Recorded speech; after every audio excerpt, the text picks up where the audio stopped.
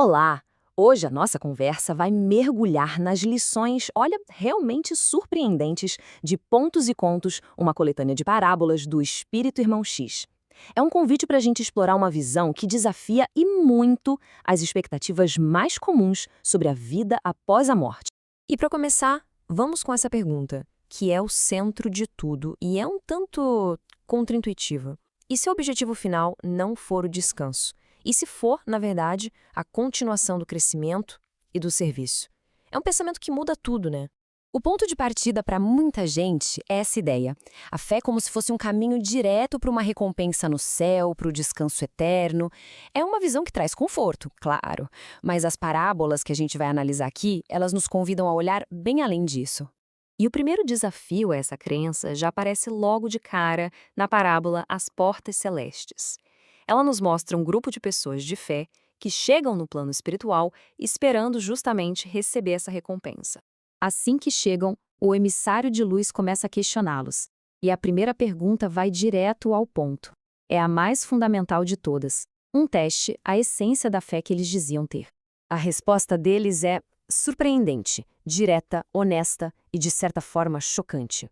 Um simples não. E isso já revela uma desconexão imensa entre o que se acreditava e o que realmente se praticava.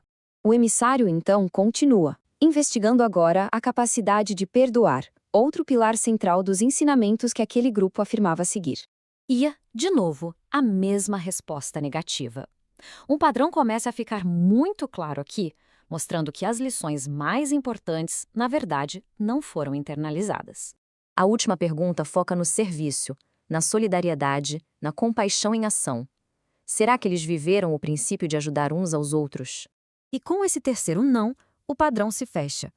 A falha em aplicar os ensinamentos na vida prática foi completa, o que deixa o grupo numa situação bem complicada.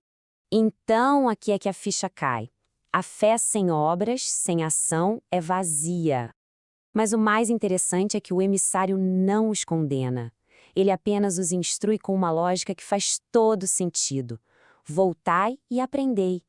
A jornada espiritual, então, não é sobre simplesmente acreditar, mas sobre se transformar através do aprendizado.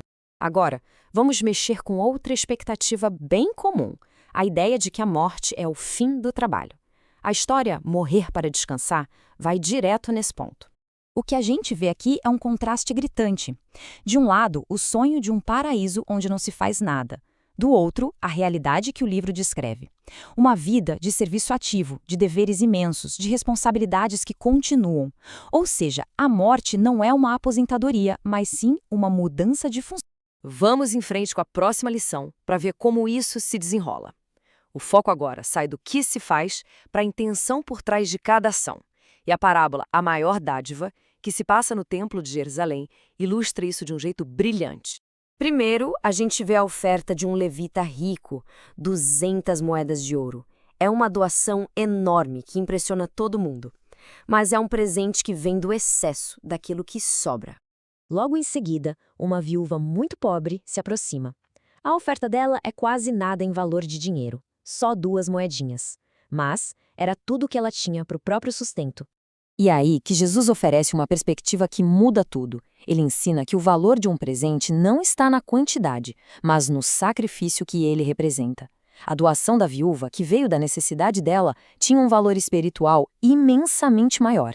E aqui vem a reviravolta mais profunda da história.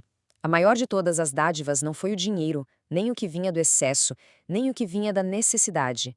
Foi o serviço humilde e anônimo da serva que limpava o templo. A doação dela era o próprio esforço, o seu suor, entregue em silêncio, sem esperar nenhum reconhecimento. Bom, e o que a gente pode tirar de tudo isso? Todas essas lições nos levam a uma conclusão muito forte, que é resumida na analogia da árvore divina. A verdadeira espiritualidade não é sobre estudar ou acreditar, é sobre incorporar sabedoria no dia a dia. A parábola descreve como várias pessoas lidam com a árvore da sabedoria. O filósofo, ele a analisa. O orador prega sobre ela. O mercador vende suas folhas. Todos eles se beneficiam dela de uma forma externa, sabe? Mas só aquele que de fato come o fruto, ou seja, o discípulo que vive os ensinamentos, é que compreende de verdade. E isso tudo nos leva a este pensamento final, que amarra a revelação de toda essa jornada.